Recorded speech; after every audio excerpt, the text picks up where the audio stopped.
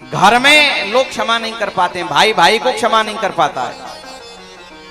अच्छा एक बात आपको बताएं, यदि आप यहां लोगों को क्षमा नहीं करेंगे तो उस दरबार से भी आपको क्षमा नहीं मिलेगी। और उस दरबार से यदि आपको क्षमा चाहिए तो यहां लोगों को क्षमा करना सीखो। छोटी छोटी बातों को हृदय पर मत लो, लोगों को क्षमा करना सीखो। क्षमा में बड़ा सुख है। कोई बात हो गई तो जरूर नहीं उसको हृदय में गांठ, और लोग 10-20 साल पुरानी बात याद रखते कि उसमें इसने ऐसा कह दिया था, अब समय आएगा तो इनको बताएंगे। और यही बातें उनके हृदय में चलती रहती हैं, मानो हृदय को डस्टबिन बना रखा है, सारी गंदी बातें उसमें भर रखी हैं। चलो ठीक है, कुछ दिन के लिए क्रोध है, लेकिन समय होकर के उसको क्षमा कर दो। और क्षमा करने से तुम्हारे हृदय में तो सुख मिलेगा ही, उसको भी प्रसन्नता होगी जिसको क्षमा किया है। और वो ध्यान भी रखेगा कि कितना उदार व्यक्ति है, इसने मुझे क्षमा कर दिया। क्षमा का भाव हृदय में अवश्य लाना चाहिए। और देखो, दूध के धुले तो कोई नहीं है, हमसे भी अपराध होते हैं, गलतियां होती हैं, तो हमें भी भगवान से क्षमा चाहिए कि नहीं। और भगवान भी सोचेंगे जब तू किसी को क्षमा नहीं कर सकता तो तुझे मैं कैसे क्षमा कर दूंगा। यदि भगवान से हमें क्षमा चाहिए तो हमें यहां लोगों को क्षमा करना पड़ेगा, क्योंकि अपराध तो सबसे होते हैं। द्रौपदी ने उस गुरु पुत्र अश्वत्थामा को क्षमा कर दिया। युधिष्ठिर ने भी कहा, अर्जुन द्रौपदी ठीक कह रही है, ये ब्राह्मण का पुत्र है, गुरु का पुत्र है, इसको छोड़ दो। भीम ने कहा, अर्जुन यदि तुमने इसको छोड़ा तो मैं इसको मार दूंगा, ये क्षमा के योग्य नहीं है, इसने ब्राह्मण होते हुए ऐसा घृणित कार्य किया है।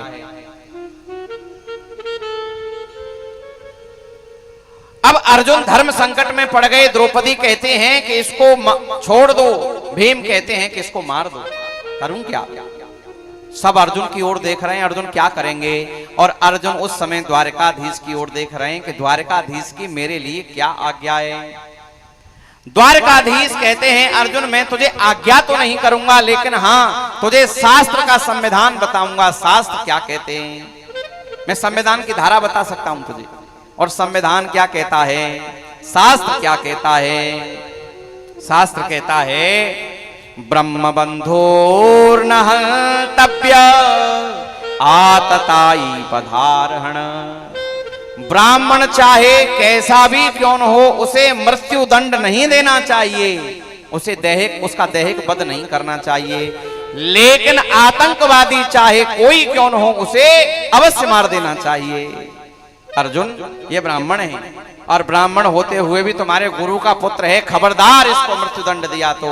लेकिन ये आताताई है, और आताताई को जिंदा नहीं छोड़ना चाहिए, खबरदार जो इसको जिंदा छोड़ा तो। अब ले सुन लो इनसे संविधान। कह रहे हैं कि ये ब्राह्मण है, खबरदार इसको दैहिक दंड दिया तो। ब्रह्म बंधुर्न हन्तव्य, किसी भी परिस्थिति में ब्राह्मण को मृत्युदंड नहीं देना चाहिए।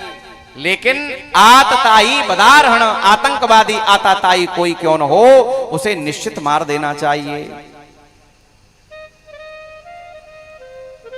ये आताताई है। आताताई किसको कहते हैं? जो किसी को जहर देने के लिए जा रहा हो, किसी के घर में आग लगाने के लिए जा रहा हो, बुरी नीयत से हथियार लेकर के किसी को मारने के लिए जा रहा हो, बालकों का जो हत्यारा हो, उसे अवश्य मार देना चाहिए। अर्जुन समझ गए कि मुझे गीता सुनाई है, आज भगवान उस गीता की परीक्षा लेना चाह रहे हैं। अध्यापक पूरे साल पढ़ाते हैं तो एक दिन परीक्षा भी लेते हैं, कितना पढ़ा है कि नहीं। तो भगवान ने गीता सुनाई है ना, 18 अध्याय सुनाए हैं। समझ गए अर्जुन, आज भगवान उस गीता की परीक्षा लेना चाह रहे हैं। तो अर्जुन मन में विचार करते हैं कि शरीर से मारना ही मारना नहीं होता, व्यवहार से भी मारा जा सकता है। तुरंत अश्वत्थामा को पकड़ा और उसका सिर मोड़ दिया। उसके माथे पर एक मणि थी, उस मणि को कृपाण से निकाल लिया और उसको अपमानित करके देश से बाहर निकाल दिया। यही ब्राह्मण के लिए मृत्यु के समान कष्टकारी है। ब्राह्मण का अपमान हो जाए, उसका धन हरण करके उसको देश से निकाल दिया जाए, यही ब्राह्मण के लिए मृत्यु के समान कष्टकारी है। शास्त्र में लिखा है, व्यक्ति व्यवहार से भी मारा जा सकता है। अपने से बड़े को जवाब देना अपने से बड़े को मारने के ही समान है। जरूरी थोड़े ये हाथ ही उठाया जाए। जवान से अपशब्द बोल दिए तो सम्मानित व्यक्ति की मृत्यु तो ऐसे ही हो जाती है। अपने से श्रेष्ठ व्यक्ति को यदि अपशब्द बोल दिए जाएं, अपमान कर दिया जाए तो ये मृत्यु के ही समान है। और अपने गुरुजनों के सामने अपनी बड़ाई करना, अपनी प्रशंसा करना अपने को मारने के समान है। श्रेष्ठ जनों के आगे, गुरुजनों के आगे अपनी प्रशंसा नहीं करनी चाहिए।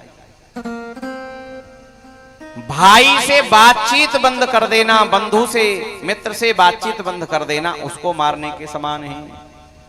और धर्म पत्नी को सैया से पृथक कर देना उसको मारने के समान है।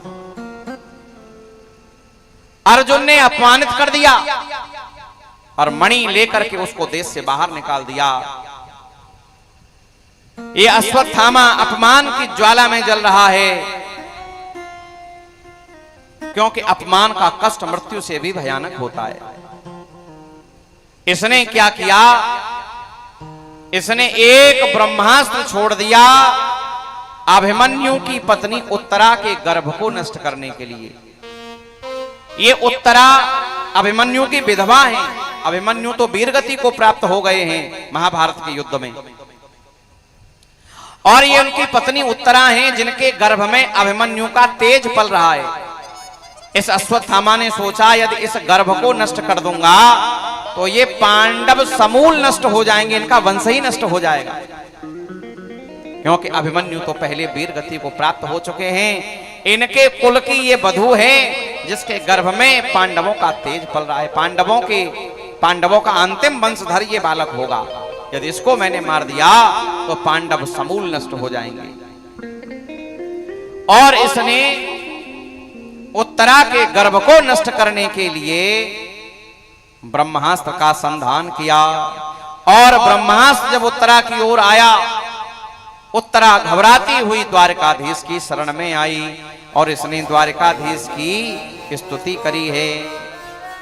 पाहि पाहि महायोगिन देव देव जगत्पते नान्यम तद्भयं पश्ये यत्र मृत्यु परस्परम अविद्रवति मामीश सरस्तप्ता यशो विभो कामं दहतु मां नाथ मामे गर्भो निपात्यताम्। उत्तरा हाथ जोड़ करके भगवान से करुण पुकार कर रही है। पाय पाय महायोगिन, हे योगेश्वर मैं आपकी शरण में हूं। हे जगतपते मैं आपकी शरण में हूं। हे जगन्नाथ मैं आपकी शरण में हूं, मेरी रक्षा करो। मैं मर जाऊं मुझे इसकी चिंता नहीं है, लेकिन मेरा गर्भ खंडित नहीं हो। मुझे अपने शरीर की चिंता नहीं है। कामम दहत माम नाथ मामे गर्भो निपात्यता, मैं मर जाऊं मुझे इसकी चिंता नहीं है, लेकिन मेरा गर्भ खंडित नहीं हो। क्योंकि इस गर्भ में कोई साधारण बालक नहीं है। इस गर्भ में अभिमन्यु का तेज पल रहा है।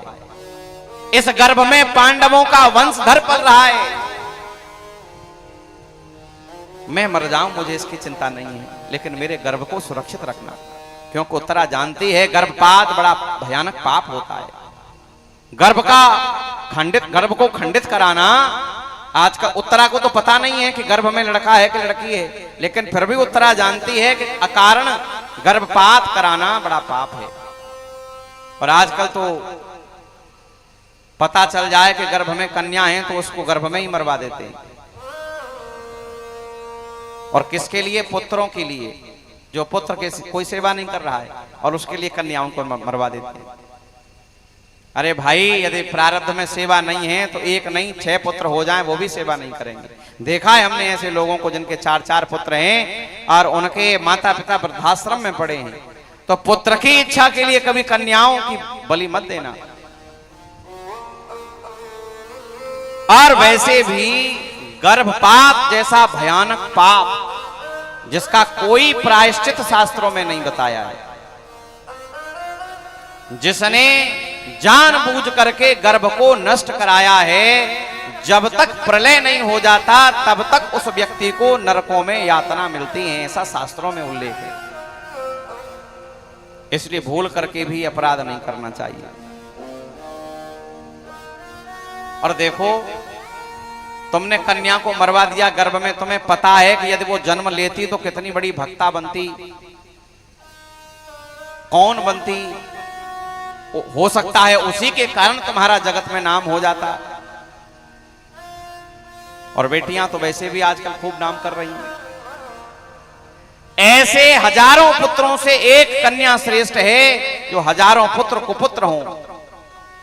यदि एक सुपात्र कन्या है तो वो हजारों पुत्रों से बढ़कर है।